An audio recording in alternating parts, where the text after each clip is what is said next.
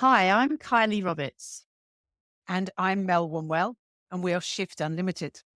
We are both qualified executive coaches, coach supervisors, and trainers of NLP and coaching.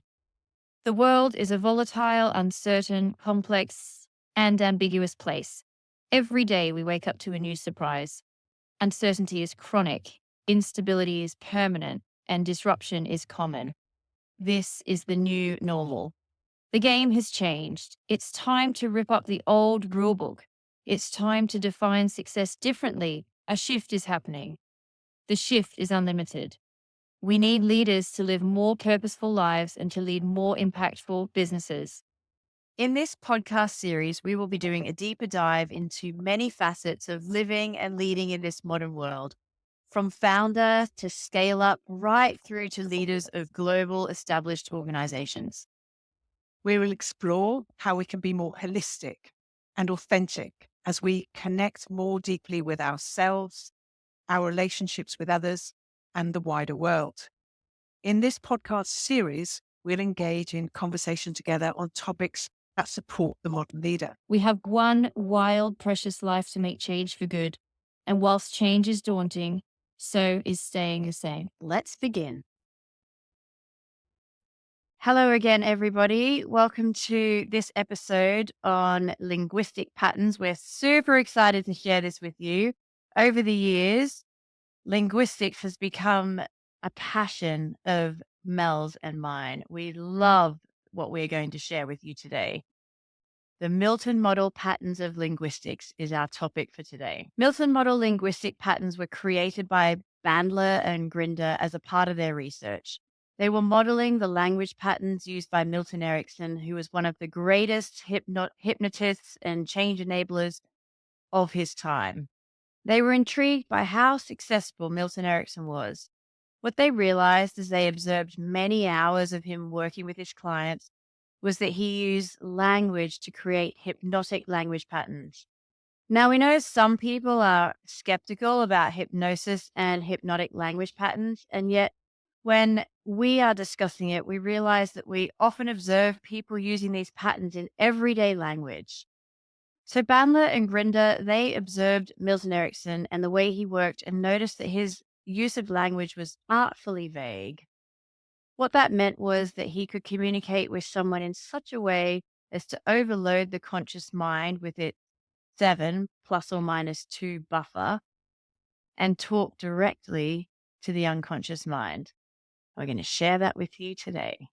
Remember, we talked about the fact that all change and behavior happens at the level of the unconscious mind. What they noticed about Milton Erickson's artfully vague language was that every statement or sentence could have multiple meanings to it. So, in effect, the conscious mind would be going, did he mean this or did he mean that?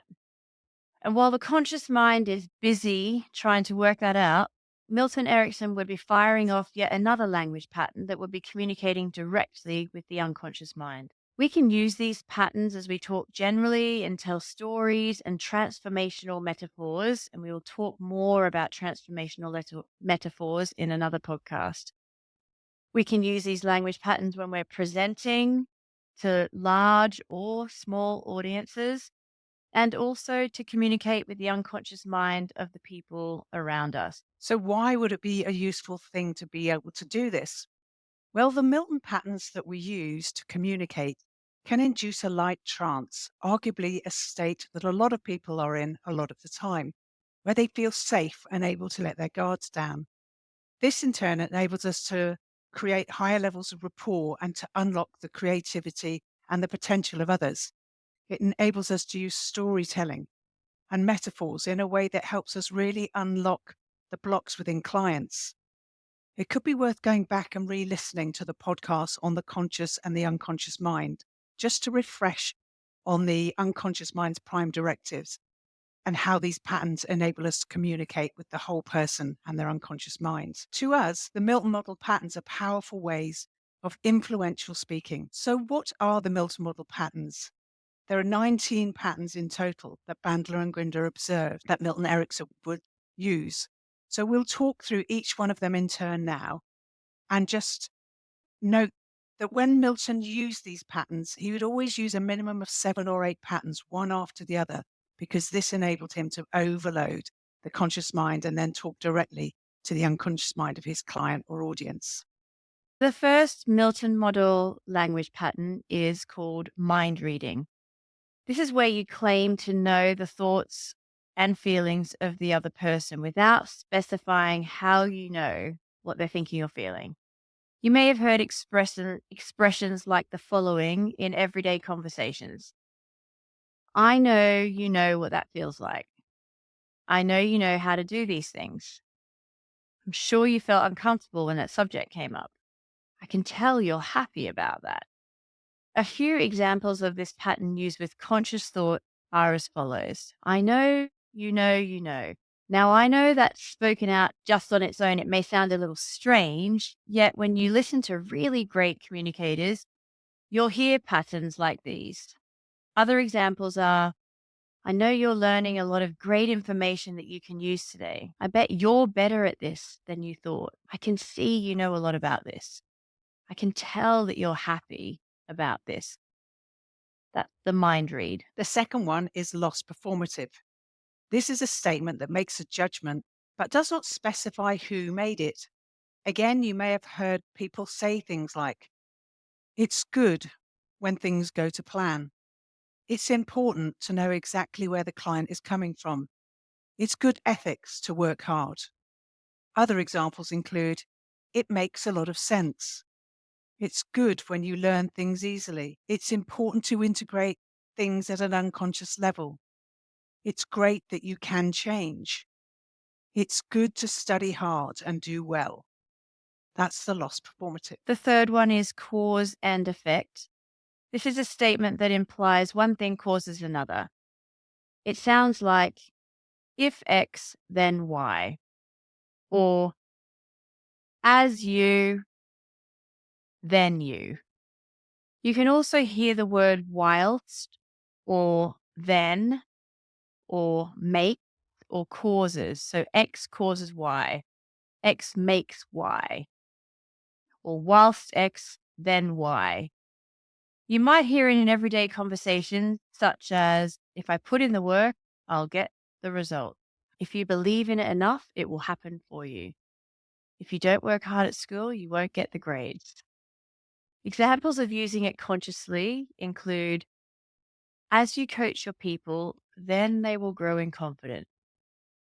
If you do the pre work properly, then you will get more from the workshops. If you challenge and ask questions, then you really start to learn. Or don't do the exercises and experiments unless you really want to learn this well. And if you listen closely, you'll learn faster. That is cause and effect. The fourth is complex equivalence. This is when two things are said to be the same or have the same meaning simultaneously. You will hear the word means in a sentence with a complex equivalent. You may hear people in everyday conversations saying things like, because of your career, you can open many doors. Having a house means finance is more available to you. Living in London means you have access to a great deal of wonderful restaurants and attractions. We can use this more consciously, saying things like, listening to this means that you're learning, or your questions mean you know it already. Breathing deeply means you are ready to relax. Life is learning. The fifth language pattern is presupposition. This is where we are assumptive about someone or something. These are the equivalent of assumptions in language. So sentences like, you are changing many things. You can do this even better. You are changing all the time. And you know you can do this. You know more than you think you know. You can do this even better. So listen for the presuppositions. The sixth one is universal quantifiers. These are sentences that have the following characteristics. Firstly, they are a universal generalization. And secondly, they have no referential index. So sentences like, there is always more to learn. Everything you have heard tells you. Everything is perfect. all the things in the world. Nobody's perfect at everything. That's universal quantifiers. So universal quantifiers are the words like everything, nobody, all things. The seventh language pattern is the modal operators of possibility or necessity. These are sentences that imply possibility or impossibility and necessity or negate the necessity. They tend to form the rules that we have in life. For example, I do it because I have to. It's a necessity. I can learn this now. Possibility, can. You should be doing this anyway. Should is a necessity. It's an impossible task. You shouldn't get too comfortable because things have to change. You must be getting more comfortable with these Milton patterns as you listen to them. That is modal operators of possibility or necessity. Then number 8 is nominalizations. These are sentences where the verb has been frozen into a noun, but it's not really a noun. What we mean by this is you couldn't put it in a wheelbarrow because it doesn't really exist. Examples of this include you can trust the process, like the process is a noun. The calendar won't allow for that. Creating new learnings, discoveries, and insights, as though learnings, discoveries, or insights could be put in a wheelbarrow. That was a good communication. The ninth pattern is unspecified verbs.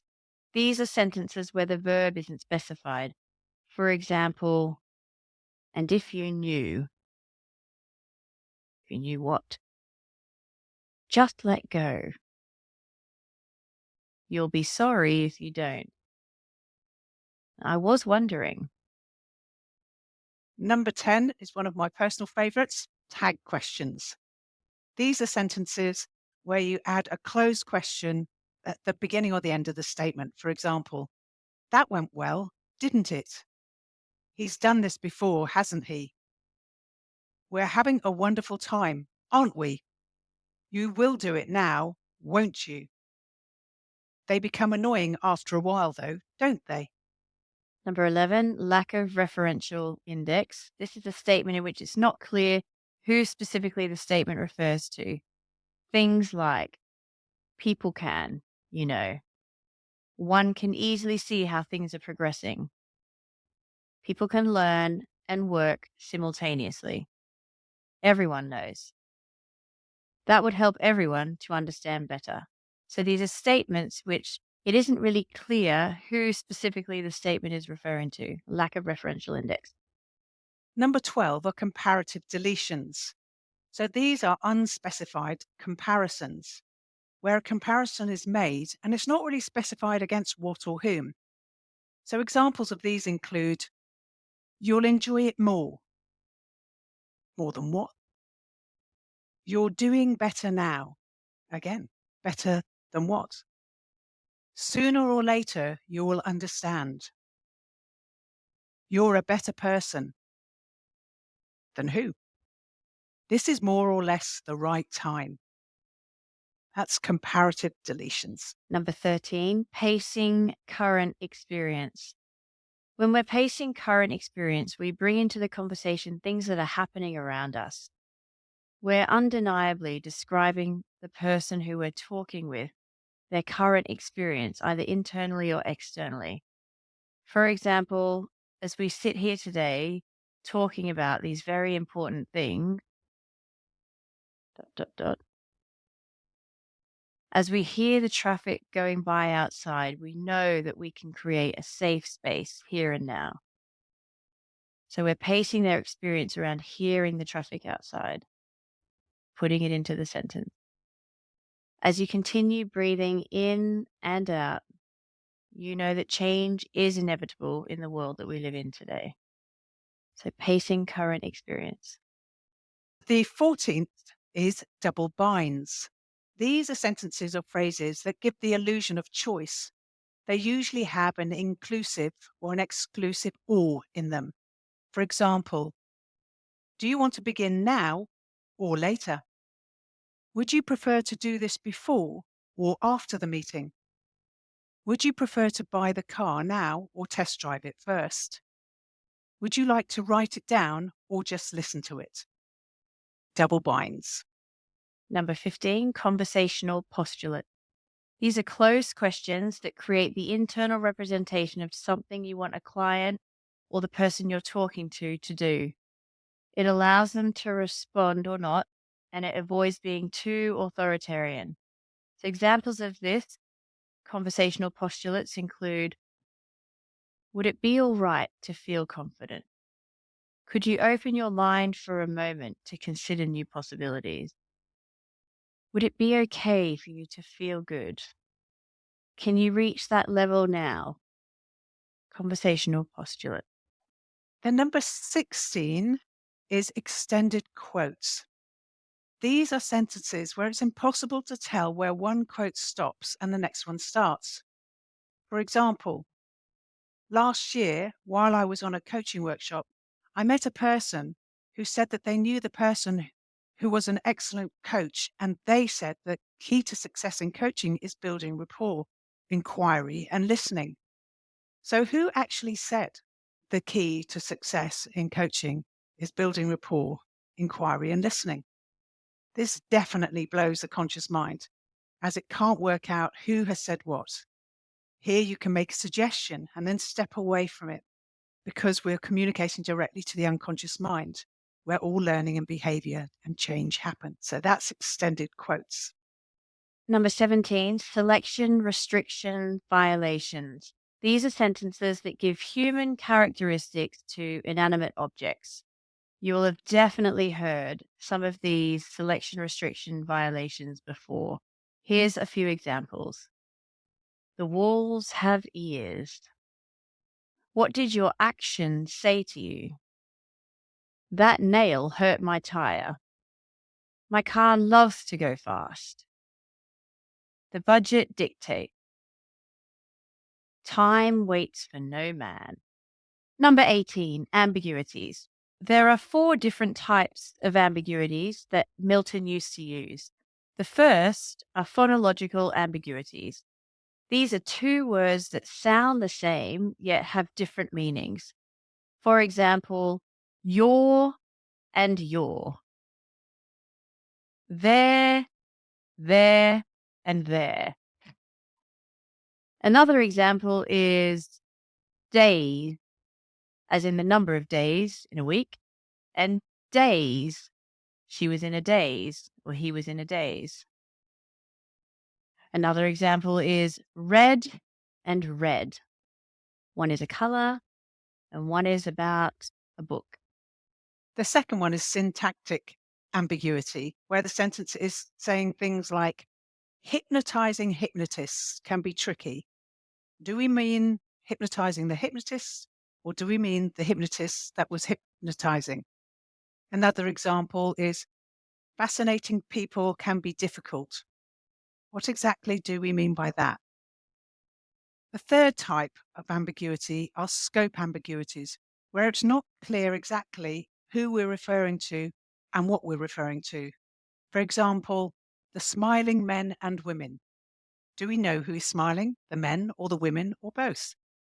And the disturbing thoughts and noises. Which of those is disturbing? A final example is speaking to you as a child. Finally, we have punctuation ambiguities, which are sentences that run on into 2 different subjects. For example, let me take your hand, me the pen. And I was looking for my tie into this thought. And a final fun one, if you hear any ambiguities, it's all right to write them right here. We've done quite a bit of exploring of Milton model language patterns in this episode today. We love this topic, and what we would recommend and encourage after listening to this episode is for you to listen really carefully to either Radio 2 or Radio 4 or an interview on the television by skillful journalists or a storyteller, and note how many Milton model patterns you're hearing people say. If it's not too distracting, you can do this in your everyday conversations as well. Have fun Thank you for today, and we look forward to speaking to you very soon. So thank you for listening today. Please do click to subscribe to our channel and follow us on Instagram at shift_unlimited.